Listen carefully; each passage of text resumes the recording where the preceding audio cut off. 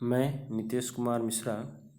आज हम reform movements and women पर चर्चा करेंगे।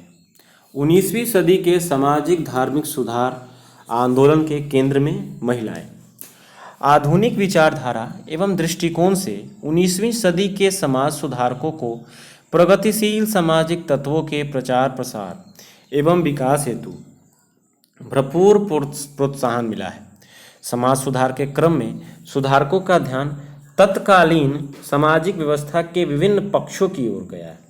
इसी क्रम में महिलाओं की दशा में सुधार का प्रश्न एक प्रमुख चुनौती के रूप में सामने आया है।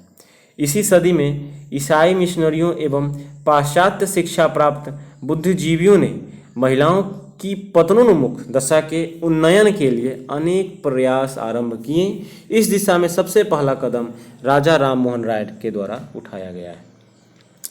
तत्कालीन भारतीय समाज में महिलाओं से संबंधित अनेक सामाजिक बुराइयां व्याप्त थीं, यथा बाल विवाह, शिशु हत्या, सती प्रथा, विधवाओं की दयनीय दशा तथा निम्न स्तरीय नारी शिक्षा आदि। आरंभ में ब्रिटिश सरकार ने इनमें से कुछ बुराइयों को समाप्त करने के लिए कुछ कदम उठाए। उदाहरण के लिए 1793 एवं 1804 में जो बंगाल रेगुलेशन एक्ट द्वारा शिशु हत्या पर प्रतिबंध लगाने का प्रयास किया गया, किंतु ये कदम और प्रयास अप्रभावी रहे। महिलाओं से संबंधित कुरीतियाँ समाज में जस की तस बनी रहीं। महिलाओं की दशा में सुधार लाने के लिए सर्वप्रथम संगठित प्रयास राजा राम मोहन राय के द्वारा ही किया गया। उन्होंने वैचारिक आंदोलन चलाए जाने के साथ साथ व्यवहारिक स्तर पर भी कई तरह के प्रयास किए। उन्होंने बहुविवाह, कुलीनवाद, सती प्रथा आदि का विरोध करने के अलावा स्त्रियों को निजी संपत्ति में उत्तराधिकारी बनाने की भी वकालत की। उनके निरंतर प्रयासों का ही परिणाम था कि लॉर्ड विलियम बेंटिक ने 4 दिसंबर 1829 ईस्वी को अधिनियम 17 के तहत सती प्रथा को गैर कानूनी घोषित कर दिया। समकालीन समाज सुधारक ईश्वर चंद्र विद्यासागर ने विधवा विवाह को सामाजिक एवं कानूनी मान्यता दिलाने जाने का आजीवन प्रयास किया है। उनके प्रयासों का ही प्रतिफल था कि 1856 ईस्वी में हिंदू विधवा पुनर्विवाह कानून बनाया गया। इस प्रकार सती प्रथा के उन्मूलन की तार्किक परिणति हिंदू विधवा पुनर्विवाह कानून के रूप में देखा जा सकता है। इसकी व्याख्या 2 आधारों पर की जा सकती है। एक, सती प्रथा के उन्मूलन के साथ ही समाज सुधार के लिए सरकारी विधि निर्माण का माहौल तैयार हो गया। दूसरा, सती प्रथा के वास्तविक उन्मूलन के लिए विधवाओं की दशा में सुधार काफ़ी आवश्यक था। नारी शक्ति के विकास के लिए कदम भी इसी काल में उठाए गए। इसमें ईसाई मिशनरियों की भूमिका महत्वपूर्ण रही है। कलकत्ता में स्त्री शिक्षा के विस्तार के लिए तरुण स्त्री सभा का गठन हुआ। बम्बई में एल्फिंस्टन कॉलेज के छात्रों ने भी नारी शिक्षा के विकास हेतु कदम उठाए हैं। इन्हीं दिनों बेथुन स्कूल की स्थापना हुई, जिसके निरीक्षक ईश्वर चंद्र विद्यासागर ने लगभग 35 बालिका विद्यालयों की स्थापना की। बाल विवाह के उन्मूलन के लिए भी सुधारकों द्वारा प्रयास किए गए हैं। उनके प्रयासों के फलस्वरूप सरकार ने समय समय पर बाल विवाह उन्मूलन के लिए कानून बनाए। उदाहरण के लिए V.N. मालाबारी ने के प्रयास से 1891 में एज ऑफ कंसेंट बिल पारित हुआ। इस कानून के आधार पर 12 वर्ष तक या उससे कम आयु की बालिकाओं का विवाह निषिद्ध कर दिया गया। सन 1872 में ब्रह्मो मैरिज एक्ट पारित किया गया, जिसके प्रावधानों के अनुसार 14 वर्ष से कम आयु के बालिकाओं का विवाह कानून विरुद्ध घोषित कर दिया गया।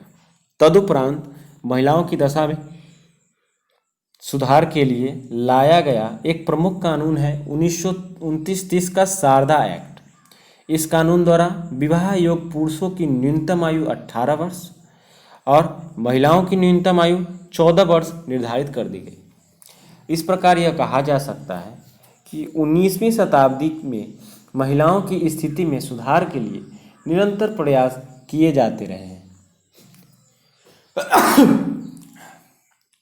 सॉरी, लेकिन इसके साथ ही हमें यह भी स्वीकार करना पड़ेगा कि ये सुधार कुछ क्षेत्रों तक ही सीमित रहे हैं।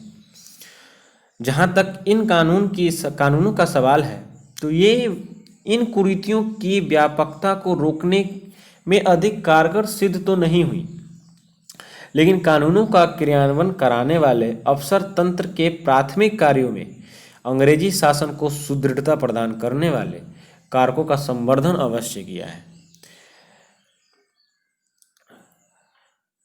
इस प्रकार हमने महिलाओं के सुधार में कौन कौन से कानून आए, कौन कौन से लोग इसमें थे, वो हमने देखा। अब हम महिलाओं सुधार के कार्यक्रम की सीमाओं को देखते हैं। महिलाओं की स्थिति में सुधार के लिए 19वीं शताब्दी में कई विचारकों और अंग्रेजी सरकार द्वारा प्रयास किए गए हैं, परंतु इन प्रयासों की अपनी सीमाएं भी रही हैं। इन सुधारवादी आंदोलन को पहले अभिजात्यवादी पुरुषों द्वारा ही शुरू की गई थी। इसलिए हम देखते हैं कि संबंध में जो कुरीतियाँ या प्रहार या सामाजिक मर्यादा, पारिवारिक मर्यादा के उल्लंघन के विरोधी थे, वे स्त्रियों की दशा में सुधार के पक्ष में थे, किंतु स्त्री स्वाधीनता के पक्ष में नहीं थे। समाज सुधार की प्रक्रिया एक औपनिवेशिक शासन के अंतर्गत चल रही थी, अतः इसकी अपनी सीमाएं थीं। विभिन्न धर्मों से संबंध सुधार संस्थाएं अलग अलग ढंग से महिलाओं के दशा को अपने हिसाब से अवलोकन करती थी और अपने हिसाब से सुधार की मांग करती थी।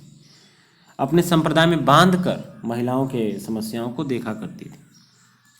कुल मिलाकर किसी भी संस्था ने धर्म, संप्रदाय या वर्ग ने से ऊपर उठकर सार्वभौमिक रूप से महिलाओं की दशा के संबंध में विचार नहीं किया है।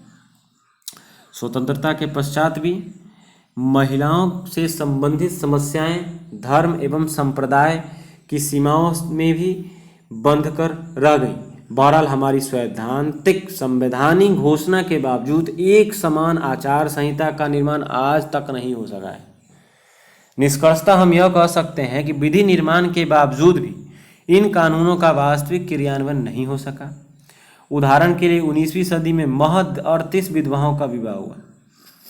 इसी प्रकार सती प्रथा के उन्मूलन के लिए विधि निर्माण के बावजूद सती प्रथा के प्रति लोगों में आदर भाव बना रहा। किसी न किसी रूप में साहित्य, मिथक अथवा कल्प कथाओं के माध्यम से इसका आदर्शीकरण होता रहा है। महिलाओं से जुड़ी तत्कालीन कुरीतियाँ। महिलाओं से जुड़ी अगर कुरीतियों की बात करें तो महिला अनेक कुरीतियाँ व्याप्त और एक बुराइयाँ समझ में आती। सती प्रथा, शिशुवध, विधवा पुनर्विवाह और नारी शिक्षा। इस प्रकार हम देख रहे हैं कि महिलाओं से जुड़ी कई प्रकार की सामाजिक कुरीतियाँ व्याप्त थी। अगर स्त्री समाज सुधारकों की बात करें तो पंडिता रमाबाई, बहन सुब्बालक्ष्मी, गंगाबाई जिन्हें महारानी तपस्विनी भी कहा जाता है, ईश्वरचंद्र विद्यासागर, D.K. कर्बे, विष्णु शास्त्री, पंडित आदि ये महिलाओं के प्रति समाज सुधारक के रूप में जाने जाते हैं। इनका दृष्टिकोण महिलाओं के दिशा सुधारने में काफ़ी अधिक योगदान दिया है। इस प्रकार हमने महिलाओं के